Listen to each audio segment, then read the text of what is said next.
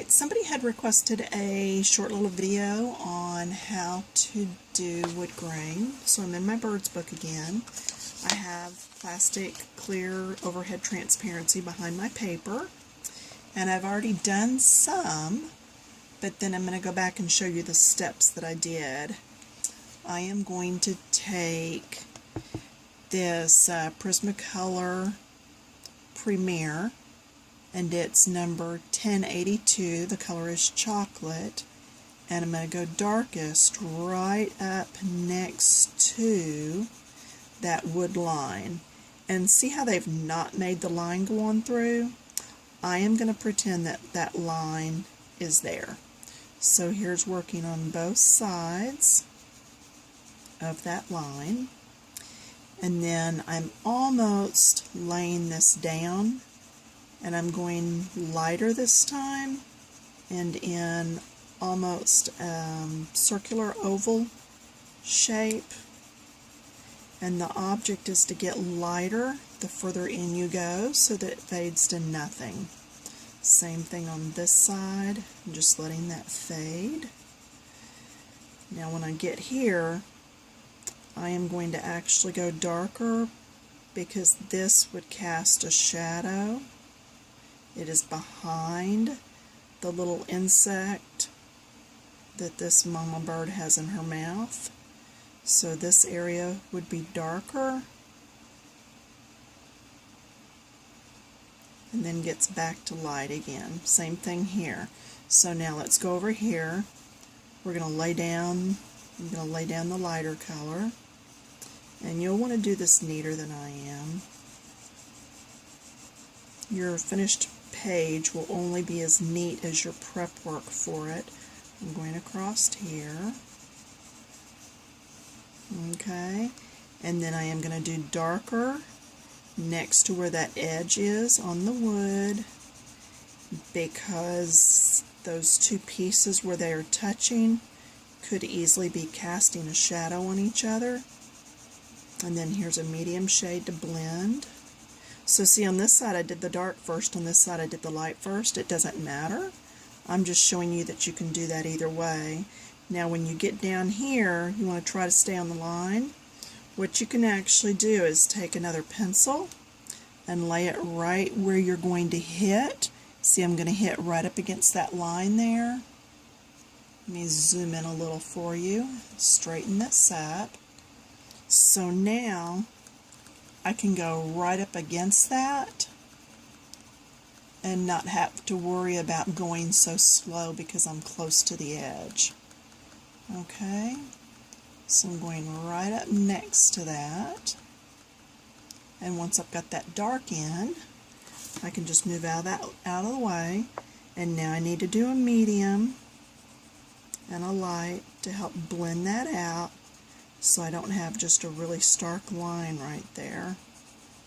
So getting lighter up here, blending. See, like you can see there's a line right here. That's what I'm trying to get rid of. So I'm going to come in here and do some blending so that that just kind of disappears into the rest of that. Alright, so that's my first shade. My second shade is going to be light umber, and it's 941. And this one I am going to take, and I feel like I need to go back in some for you. I'm going to lay down on the sides and come in here and do all this middle section. Now I'm laying this down, and then it just goes on smoother. And since I'm doing a big long section, as long as I'm going the direction of the wood, got that wood grain going in the right direction, then I should be okay. Same thing over here, coming back through with it laid down.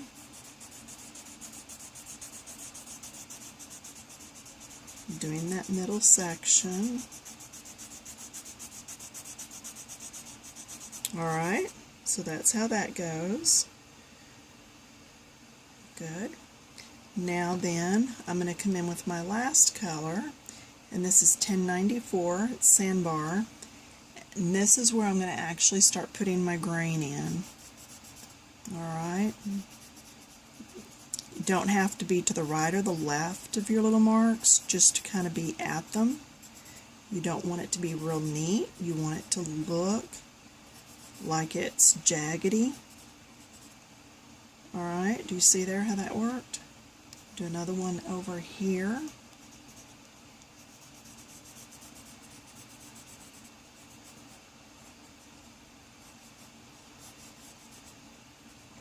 Wood grain does not have to be the neatest thing around. Alright, now I left a piece down here at the bottom.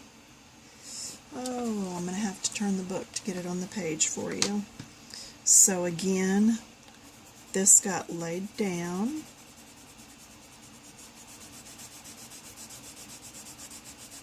And brought across. And then the one that I'm using for the actual wood grain is going to be picked up. And it doesn't matter what colors you use, as long as you get it to where it looks like the wood is actually blended, and then you have the other grains. But if you'll use more than one color in your wood, it's going to look better. Alright, and then the other thing that I'm going to add here at the end is all this little chip and bits, whatever you would like to call it. See how it's dark, but it's still not quite sanding out? I'm going to go back to my little ticking that I do sometimes. Call it a little tick motion, because I come at the edge and then I lift. Okay, I'm going to take you off of the wooden spoon. See if I can let you see this any better. I am so sorry. Not finding what I'm looking for. Let's zoom in. Find it now, or zoom out rather. Now zoom back in. That's what I'm looking for. Okay, focus.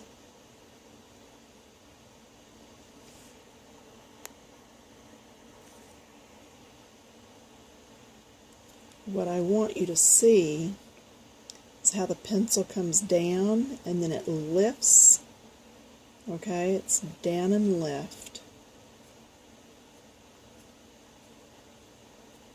And I know that took a minute to get there, but I want you to just see the motion of that.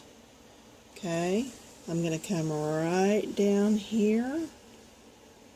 I'm going to come down. I'm going to do it again. I'm going to... It's coming. It's a little tick and lift. Just little tick marks.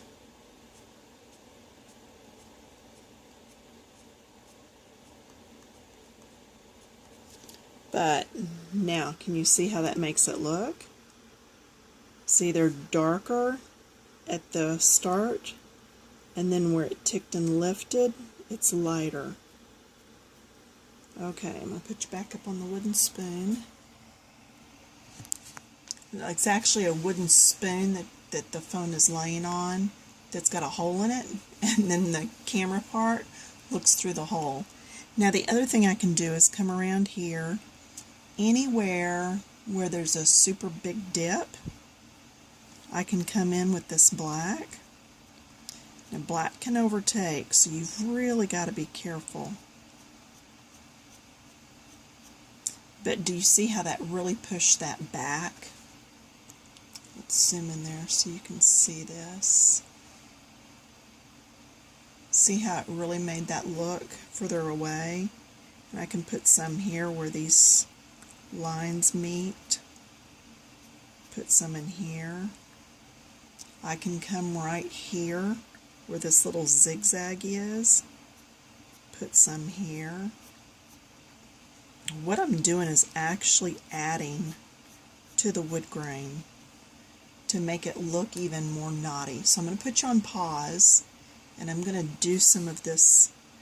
Here's a part right here, and then I'll bring you back on and let you see what it looks like finished up. Alright, so just hang with me. Okay, so now I've gone in and done most of that. The other thing I wanted to show you was in this little area here where that line was not made, I am going to come in, stand my black up on edge, and I'm just going to finish that line. Now, if it's not showing up the amount or to the degree that I would like for it to, then I can actually come in with a thin line Sharpie or Micron and put that line in. You see how I'm adding these lines? And it doesn't matter so much if they're there or not. Your eye will adjust for it, and it'll be okay. It's just I really like it. And like here, all of this tail section's not in there. So I am going to come in and I am going to draw it in. And you will get this sometimes with books. So, but anyway, there's your wood grain. Mainly just keep it knobby looking. Keep the colors varied. Don't go with all one color. And have fun with it. If it looks streaked up, all the better. But yeah, just use lots of different colors and go for it. And this is what it looks like when you really are able to zoom out and look at it. Alright, so there's the whole page, and I'll go in and work on that nest and birds later. Alright, y'all have fun with your wood grain.